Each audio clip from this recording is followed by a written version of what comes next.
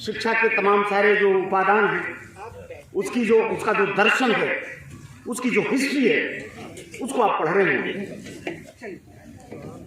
और आपने ये अनुभव किया होगा कि ये आखिरकार जो एजुकेशनल दर्शन है वो अध्यात्म से कहां तक जुड़ा है, इतिहास से उसका सरोकार क्या है। आद्य गुरु शंकराचार्य 8वीं शताब्दी में, इतिहास के जो विद्यार्थी होंगे इस चीज को महसूस कर रहे होंगे कि 8वीं शताब्दी में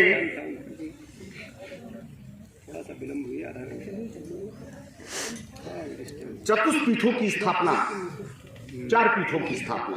कौन कौन सी पीठ है? वहीं से आपके शास्त्र मूल्य संस्कृति झलकने लगती है, वहीं से चुनौती दिखने लगती है। मैं वही बात आपके दिमाग में डालना चाह रहा हूं कि ये चारों पीठ की स्थापना आद्य शंकराचार्य ने 8वीं शताब्दी में क्यों किया, क्या परिकल्पना थी उनकी।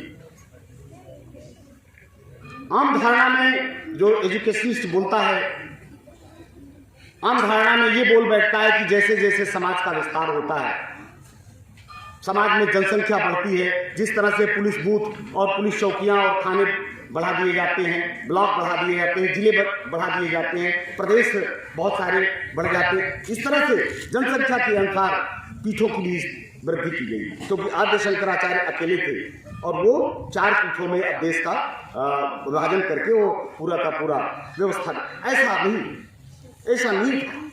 ये केवल एक मान लिया जाए कि सनातन संस्कृति का एक पक्ष है, सामान्य सा पक्ष है, जो सबसे बड़ा पक्ष है।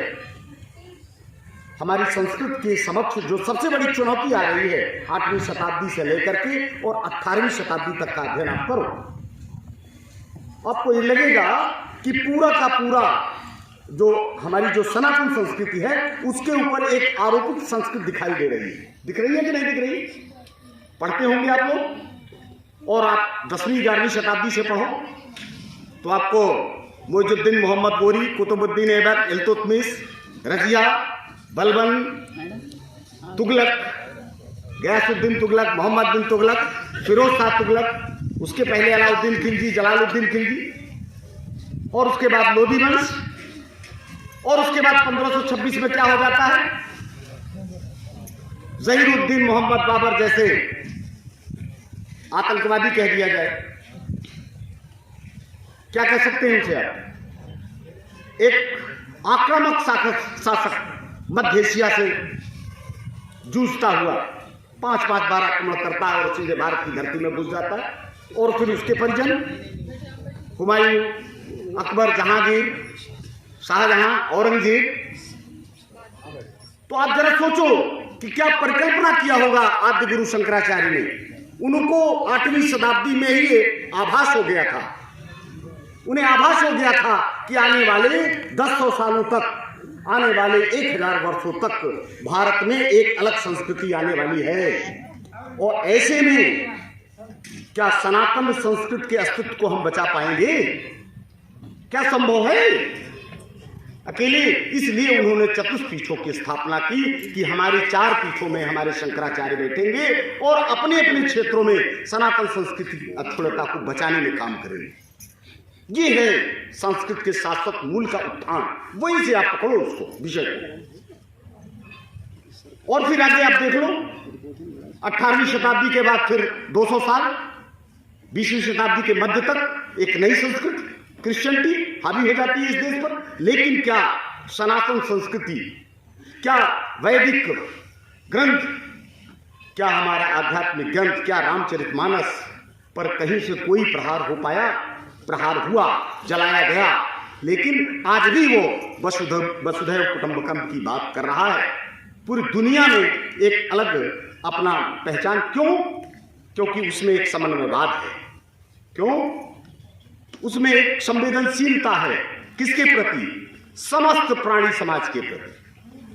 हमारे आध्यात्मिक ग्रंथ में वो सारी की सारी चीजें छुपी हुई हैं, वो सारे संस्कृत के मूल्य छुपे हुए हैं, जीवनचर्या छुपी हुई है। आप रामचरितमानस को उठाकर देख लो, एक अच्छे भाई के रूप में, एक अच्छे पिता के रूप में, एक अच्छी मां के रूप में क्या आप देखना चाहते हो? जो भी देखना चाहते हो और जीवन किस तरह से जिया जाता है रामचरितमानस में सिखा देती है। ये संस्कृत के शाश्वत मूल्य है। तो प्रिय छात्रों, मेरे कहने का मतलब है कि विषय की गहराई में जाने की जरूरत है। आप तो अभी शुरुआत किए हो, एजुकेशन लेने की बात शुरू की हो, अभी आपको और डेप्थ में जाना। तो फिर आदि शंकराचार्य ने जरूर महसूस किया होगा कि सच्चाई ये है, क्योंकि आने वाले दिनों में 1000 वर्षों तक, 1200 सालों तक देश पर एक नई संस्कृति आने वाली है। ऐसे में 8वीं शताब्दी में ही उन्होंने स्थापित कर दिया। और आप देखो 2-3 धाराएं और चल रही हैं। क्या आप सूफीज्म को जानते हो? सूफीवाद को आप सूफीवाद को समझ रहे होगे। आप उस काल की परंपरा और शासन की सत्ता की व्यवस्था को समझ रहे होगे, टैक्सेशन को समझ रहे होगे, अर्थव्यवस्था को समझ रहे हो, कर प्रणाली को समझ रहे होगे। क्या अलाउद्दीन खिलजी की कर प्रणाली पढ़ी है आप लोगों ने? क्या औरंगजेब की कर प्रणाली पढ़ी है? आप पूरा का पूरा उसका समझ वो करिए, कंपेरिजन करिए, तुलनात्मक अध्ययन करिए, तो आपको जजिया हर जगह दिखेगा। जजिया हर जगह दिखेगा। और वो जजिया क्या था? आप हिंदू हो, सनातन संस्कृति के वाहक हो, आपकी सुरक्षा की गारंटी हमारी है, आप सुरक्षित हो, इसलिए आप टैक्स देते हो। जजिया का मतलब क्या था? हिंदू होने का टैक्स देना पड़ता था इस देश में, सनातन संस्कृति के देश में, आर्यावर्त में हिंदू होने का टैक्स देना पड़ता। ये सच है कि नहीं है? वो धार्मिक कर था, वो धार्मिक कर था। और पूरे के पूरे अलाउद्दीन खिलजी से आप बाबर से देखो तो आपको औरंगजेब तक दिखेगा।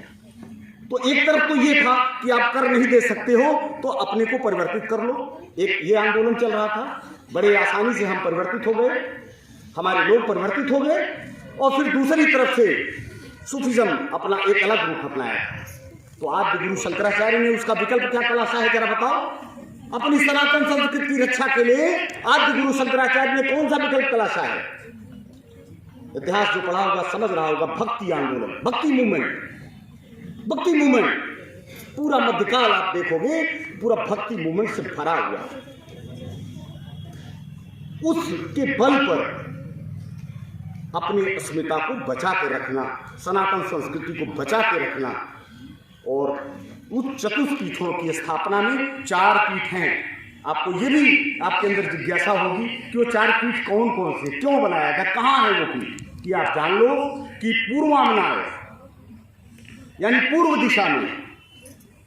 दिशा में गोवर्धन मठ है, जिसे आप उड़ीसा और पुरी में स्थापित किया गया है, जिसे आप पुरी पीठाधीश्वर कहते हो। उस पुरी पीठाधीश्वर के 145वें उत्तराधिकारी के रूप में आज आपके बीच में वो विराजमान है, जिनका दर्शन आपको करना था। 145वें उत्तराधिकारी पूर्वामनाय गोवर्धन पीठ के पीठाधीश्वर, जो उड़ीसा में, और पश्चिम में द्वारिका गुजरात में द्वारिका पीठ है। और उत्तर में उत्तरामनाय बद्रिकाश्रम पीठ है।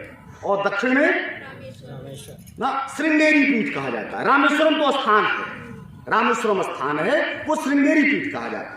तो यानी पूरे भारत को 4 हिस्सों में बांट करके 4 पीठों में स्थापित की गई। इनका मात्र उद्देश्य था कि आप सनातन संस्कृति की रक्षा करेंगे, संस्कृत के शाश्वत मूल्यों को बचाए रखेंगे। और बच भी रहा।